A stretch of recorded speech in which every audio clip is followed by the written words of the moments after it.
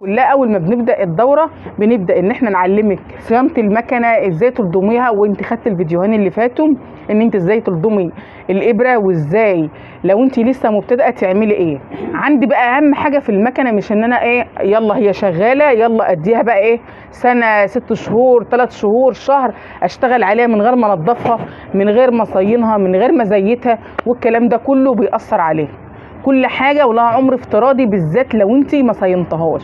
والشغل ده حساس، بالذات ان هو ايه في تراب جنبه، في وبره في القماش اللي انت بتخيطيه، وبره في الخيط. يبقى انا عندي عشان احافظ على المكنه ده اهم حاجه صيانتها، اهم حاجه عندي في المكنه صيانتها. يلا بقى نبدا ازاي تصيني المكنه. اولا لو انا عندي مكنه بتاعت والدتي مثلا او بتاعت شارياها او كده، وانا ما عنديش حاجات كتير اخيطها، باجي اقعد على المكنه كل مثلا ايه كل شهرين كل 3 شهور اما اقعد عليها مره. اصينها ازاي بقى؟ او انا كل ما اجي اقعد عليها، السؤال اللي بتساله كتير، انا كل ما اقعد على المكنه اول ما بقعد انا ببقى راكناها مده طويله، مثلا وليكن 3 شهور 4 شهور 6 شهور، واجي الم القماش اللي عندي كله او الحاجه كلها في اول الصيف او في اول الشتاء اخيط عليها، تقوم قطعه الخيط، واجي بعد ما اقعد عليها شويه الاقيها ماشيه كويس. دي بقى بتبقى قفشه من قله استخدام ايه الزيت، ما جاش على المكنه وما زيتهاش والكلام ده كله. فصينها ازاي؟ اهم حاجه عندي حط اللايك عشان يوصلك كل جديد. ان الزيت ده يكون نظيف. اولا الزيت بتاعنا مش نظيف طبعا، عشان الزيت ده هو يبقى نظيف او انا كتر شغلي بينزل فيه وبره، بينزل فيه مارك، بينزل فيه بتاع دبابيس، عشان شغلي بالدبابيس. يبقى انا لازم اول حاجه عندي ان الزيت ده هو فيه خطين، الحوض ده فيه خطين.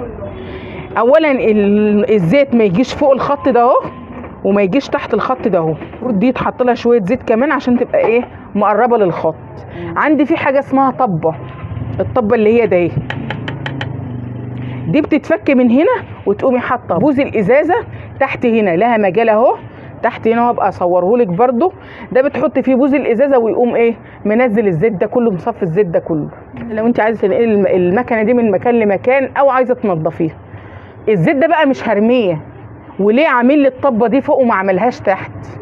عشان لو انا عندي طفل بيقعد تحت المكنه، او انا عندي حد بيلعب في المكنه ما يفكهاش. واكيد اي مكنه بيبقى تحتها قماش وتحتها العكاويز بتاع الخياطه بتاعتها، فعشان ما يلبسش الايه الدنيا تحت، فعامل لي الطبه دي ان انا بهويها بيقوم الزيت ايه نازل. بقوم واخده الزيت ده حاطاه في ازازه، اكيد ازازه الحاجه الساقعه بيبقى ليها 4 قواعد بتقعد عليهم. بفضل ان الزيت يتحط في الازازه ديت وتسيب من 12 ساعه ل 24 ساعه يرسى خالص. وما تيجي تكبيه بقى ما تقوميش قلبه الازازه مره واحده، واحده عشان الشوائب كلها ايه تكون اتجمعت تحت قدر المستطاع.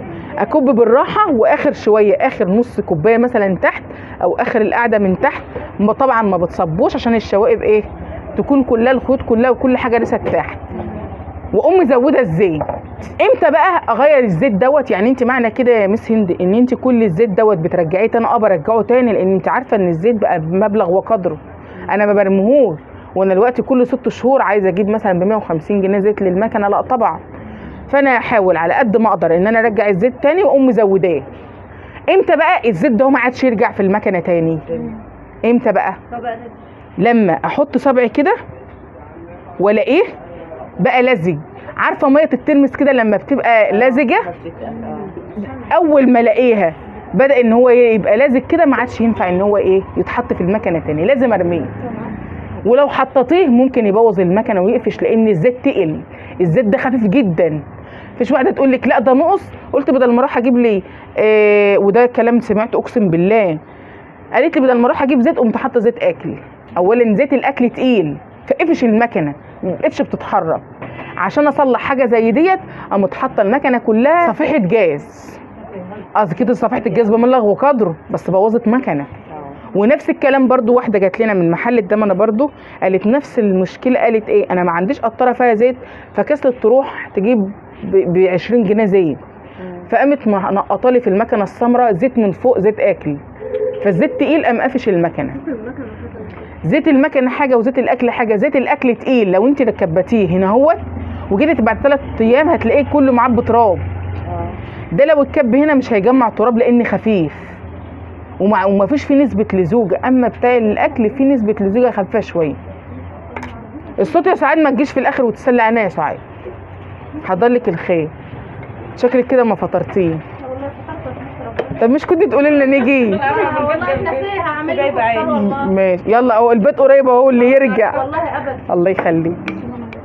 خلاص كده يبقى انا عرفت ازاي اغير زيت المكنه. طب انا دلوقتي عندي المكنه بتاعتي كل زي ما قلت لك كل صيف بلم الهدوم بتاع الصيف او كل 6 شهور او كل 3 شهور.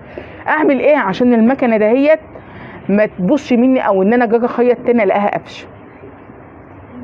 اولا بقوم قصه كده يا مريم، بقوم قصه قطعه قماشه. انا دلوقتي هركن المكنه لمده حوالي يجي 3 شهور او لمده 6 شهور، يبقى بقوم رافعه الدواسه واقوم عامله نقطتين زيت اهو، واقوم منزله الابره. تفضل بقى شهر شهرين 3 4 اي وقت. خلاص الزيت دهوت ايه؟ حافظها بقى من ايه؟ من اي ان هي زيتة الدواسه، زيتة الابره، زيتة المكوك، زيتة الماسوره، كله في نسبه ايه؟ في نسبه زيت. طب ليه اصلا بتقفش؟ ليه اصلا لما باجي اخيط كل شويه تقطع الخيط؟ وده السؤال برضو بيجي لي كتير، انا كل ما اقعد على المكنه بتقطع خيط. انا عندي مشكله. طيب عشان انت ما بتقعديش عليها كتير، يبقى انا قبل ما انا اشتغل على المكنه احط النقطه اللي ما هي النقطه دي نشفت بعد 3 4 شهور، احط نقطتين زيت زي ما انا عامله كده، واقوم رافعه الدواسه ومشغله المكنه وشغاله اهي، وافضل مشغلاها كده من دقيقتين ل3 دقايق على الاقل، او دقيقتين، دقيقه ونص اهي. على فكره سؤال برضو بيجيني، انا اول ما بقعد على المكنه بحس ان صوتها تخين وغليظ. ما هو من قله استخدامك للمكنه الصوت تحس ان هو ايه، بتنزل يعمل صوت، تحس ان هو تخين، بتحس ان المكنه كلها بتتهز، صح؟ يبقى انا ما هي كان فيها زيت اهي، ربنا يسامحك. التروس كلها بتاكل ايه؟ زيت. بيلفوا في المكنه، بتخلي التروس كلها تيجي من فوق. ولاحظتي بصي على فوق الزيت بقى بيضخ هنا في الايه، بيمشي فيها كله كده. اولا انت لو زيتك ناقص عمره ما هيطلع هنا، لو زيتك في الحوض ناقص مش هيطلع هنا. يبقى انا بعمل خلاص كده ماشي.